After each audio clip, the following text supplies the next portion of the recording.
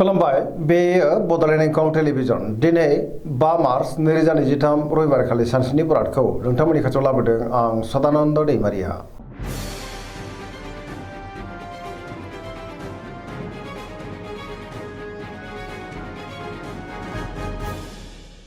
सिगां फरायनो लादों मेष राशि गिबि हांखो अ ल दिनैनि साना जोबोर मोजां गोसोखौ दिनै जोबोर गोजोननाय मोनगोन गोथों आरो गोग्गो साननो रोंगोन गियाननि आंखाल जानाय नङा सोरजोंबा दिनै बाख्नाय जानोबो हागौ गुबुनजों मोजां सोमोन्दो लाखिनो रोंगोन आरो गुबुननिफ्राय थोजासे अननायबो मोननो हागौ नखराव अनलायनाय फैगोन बिदा फंबायनिफ्राय थोजासे हेफाजाबबो मोननो हागौ गोसोनि साननायफ्रा मोगथाङाव जाफुंगोन मावनो लानाय खामानिखौ थि समावनो आरो गोरलैयैनो मावफुंनोबो हागोन गोसोआ दिनै जोबोर खुसि जागोन देहाया मोजाङै थागोन अब्लाबो नाथाय जानाय लोंनायाव सांग्रां जानांगोन सोरबा लोगोनिफ्राय मोजां खौरां मोननो हागौ रांखावरियाव दिनै जोबोर मोजां गोबां धोन आरजिनोबो हागोन बेफार फालांगियाव दिनै जोबोर मोजां मुलाम्फा मोनगोन सोरबा लोगोनिफ्राय हेफाजाब मोननानै गोसोआ दिनै जोबोर खुसि जागोन बिमा बिफानि अननाय आरिफोरखौ मोननो हागौ बहाबा थाङोब्ला दिनै जोबोर मोजां आरो मोजाङैनो हान्थिनोबो हागोन गुबुननि गोसोखौ गोरलैयैनो बोनो हागोन गोसोनि बोलोआबो बांगोन लाइमोनफोरा दिनै जोबोर रमान्टिक जागोन आरो गावबा गावनि गोसोनि साननायखौ फोरमायलायनोबो हागोन पजिटिभ एनार्जिनि गोहोम गोग्लैगोन आरो फरायसाफ्रा फरायनायाव गोसो दुंखांगोन आरो मोजां फिथाइ मोननोबो हागोन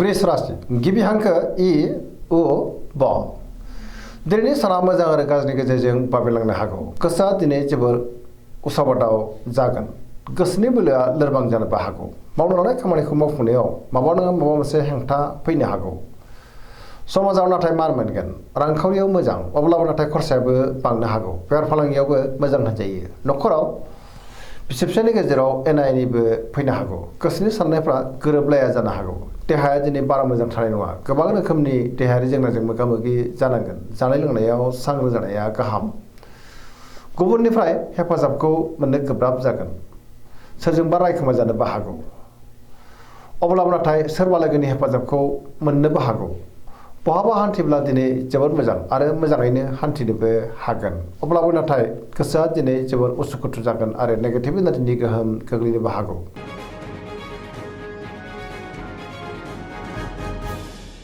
मिथुन राशि गिबि हांखो क स दिनैनि साना जोबोर मोजां गुबुनजों मोजां सोमोन्दो लाखिनोबो रोंगोन माबा नङा माबा मोनसे मोजां खौरां मोननोबो हागौ गोबां मोजां खाबुबो मोननो हागौ बयजोंबो अनजागोन आरो अनसायजागोन गोसोनि साननायफ्रा मोगथाङाव दिनै जाफुंनोबो हागौ गोसोआ दिनै जोबोर खुसि जागोन गोथों आरो गोग्गो साननो रोंगोन गियाननि आंखाल जानाय नङा देहाया दिनै मोजाङैनो थागोन रांखावरियाव मोजां बेफार फालांगियावबो मोजां नखराव बिसि फिसायनि गेजेराव अननानै फैगोन बिदा फंबायजों मोजां सोमोन्दो थागोन आरो बिमा बिफानि अननाय आरिफोरखौ मोननो हागौ समाजाव बयजोंबो मान होजागोन गोसोनि बोलोआबो बांनो हागौ पजिटिभ एनार्जिनि गोहोम गोग्लैगोन लाइमोनफ्रा दिनै जोबोर रमान्टिक जागोन आरो गोसोनि साननायखौ फोरमायलायनोबो हागोन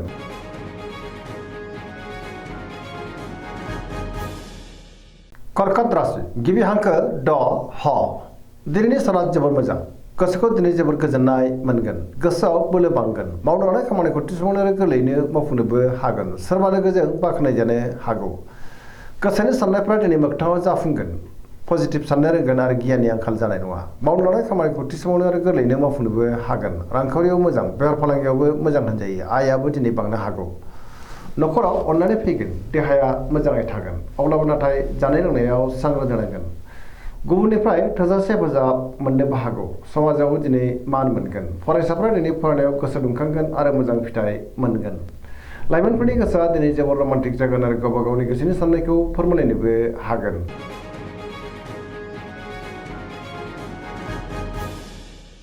सिंह राशि गिबि हांखो म ट दिनैनि साना जोबोर मोजां गोसोखौ दिनै जोबोर गोजोननाय मोनगोन सोरबा लोगोजों बाख्नाय जानो हागौ बहानिफ्रायबा मोजां खौरां मोननोबो हागौ गोसोआ दिनै जोबोर खुसि जागोन गोथों साननो रोंगोन गियाननि आंखाल जानाय नङा समाजाव मान मोनगोन गुबुननि थाखाय गोबां मोजां खामानि मावनानै होनोबो हागोन सोरबा लोगोनिफ्राय मोजां खौरां फैनोबो हागौ बहाबा हान्थिब्ला दिनै जोबोर मोजां आरो मोजाङैनो हान्थिनोबो हागोन रांखावरियाव दिनै जोबोर मोजां आयाबो बांनो हागौ बेफार फालांगियाव जोबोर मोजां मुलाम्फा मोनगोन गोसोनि साननायखौ दिनै गुबुननो फोरमायनो हागोन लाइमोनफोरा जोबोर खुसि जागोन आरो पजिटिभ एनार्जिनि गोहोम गोग्लैनोबो हागौ।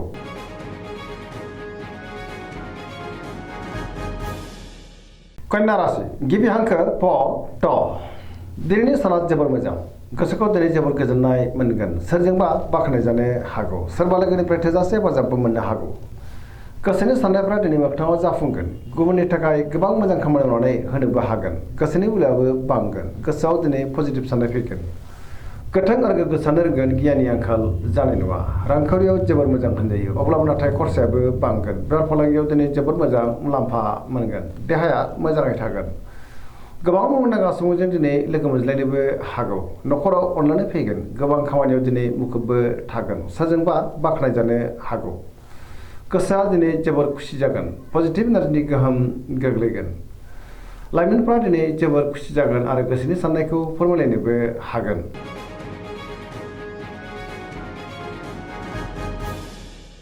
तुला राशि गिबि हांखो र ट दिनैनि साना जोबोर मोजां समाजाव दिनै लोगो लेवा बांगोन गोबां मुंदांखा सुबुंजों दिनै लोगो मोनज्लायनोबो हागौ गोसोआव गोथों आरो गोग्गो साननो रोंगोन गियाननि आंखाल जानाय नङा सोरबा लोगोनिफ्राय मोजां खौरां फैनोबो हागौ मावनो लानाय खामानिखौ थि समावनो आरो गोरलैयैनो मावफुंनोबो हागोन गुबुनजों मोजां सोमोन्दो लाखिनोबो रोंगोन गोथों आरो गोग्गो साननो रोंगोन गियाननि आंखाल जानाय नङा बहाबा हान्थिनो एबा दावबायनो खाबु मोनगोन आरो मोजाङैनो हान्थिनोबो हागोन गुबुननि थाखाय मोजां खामानि मावनानै बयजोंबो बाख्नायजानो हागौ रांखावरियाव दिनै जोबोर मोजां गोबां धोन आरजिनो हागोन बेफार फालांगियावबो दिनै जोबोर मोजां मुलाम्फा मोनगोन गोदान खामानियाव आखाइ होजेननो हागोन गोसोआ दिनै जोबोर रमान्टिक जागोन आरो लाइमोनफ्रा गावबा गावनि गोसोनि साननायखौ फोरमायलायनोबो हागोन सिगांनि बबेबा आद्रा खामानियाबो दिनै मावफुंजानो हागौ पजिटिभ एनार्जिनि गोहोम गोग्लैगोन।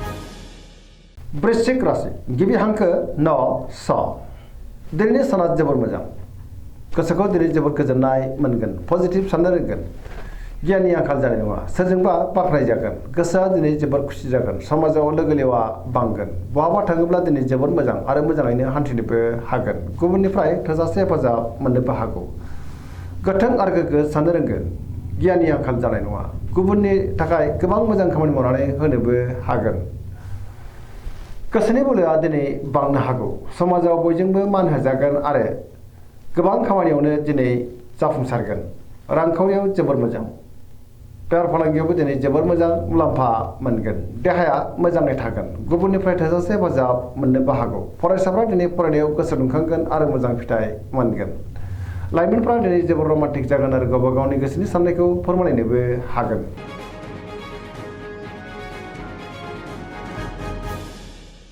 धनु राशि गिबि हांखो ध फ भ दिनैनि साना जोबोर मोजां गोसोखौ दिनै जोबोर गोजोननाय मोनगोन गुबुननि थाखाय गोबां मोजां खामानि मावनानै होनोबो हागोन गोसोआव दिनै पजिटिभ साननाय फैगोन गोथों आरो गोग्गो साननो रोंगोन गियाननि आंखाल जानाय नङा मावनो लानाय खामानिखौ थि समावनो आरो गोरलैयैनो मावफुंनोबो हागोन रांखावरियाव जोबोर मोजां होनजायो अब्लाबो नाथाय खरसायाबो बांनो हागौ मोननो गोनांखौबो दिनै मोननो हागौ बेफार फालांगियाव दिनै जोबोर मोजां मुलाम्फा मोनगोन गुबुनजों मोजां सोमोन्दो लाखिनोबो रोंगोन देहायाबो मोजाङैनो थागोन बिदा फंबायनिफ्राय थोजासे हेफाजाब मोननो हागौ आरो बिमा बिफानि अननायफोरखौबो मोननो हागौ बहाबा थाङोब्ला दिनै जोबोर मोजां आरो मोजाङैनो हान्थिनोबो हागोन सेंग्रा सिख्लाफ्रा जोबोर रमान्टिक जागोन आरो गोसोनि साननायखौ फोरमायनो हागोन पजिटिभ एनार्जिनि गोहोम गोग्लैगोन।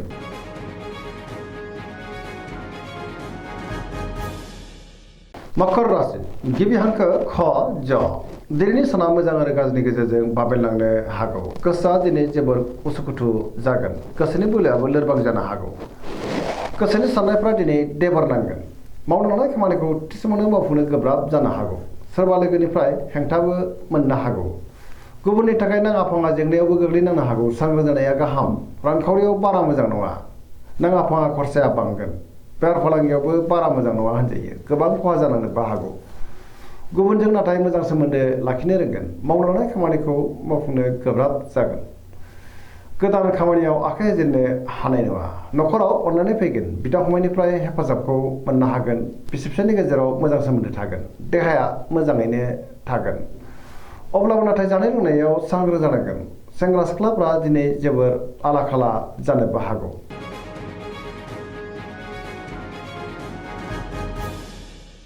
कुम्भ राशि गिबि हांखो ग स दिनैनि साना जोबोर मोजां गोसोखौ दिनै जोबोर गोजोननाय मोनगोन। समाजाव लोगो लेवा बांनो हागौ। बयजोंबो गोरोबनो रोंगोन आरो मोजां सोमोन्दो लाखिनोबो हागोन। माबा नङा माबा मोनसे मोजां खौरां मोननोबो हागौ। गोसोआव दिनै गोथों आरो गोग्गो साननाय फैगोन। गियाननि आंखाल जानाय नङा।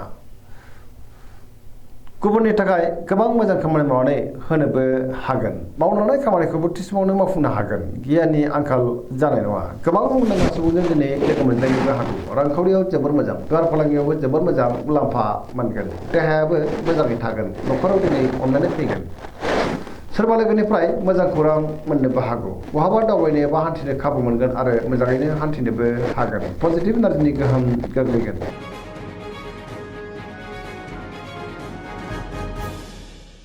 मीन राशि गिबि हांखो ड स।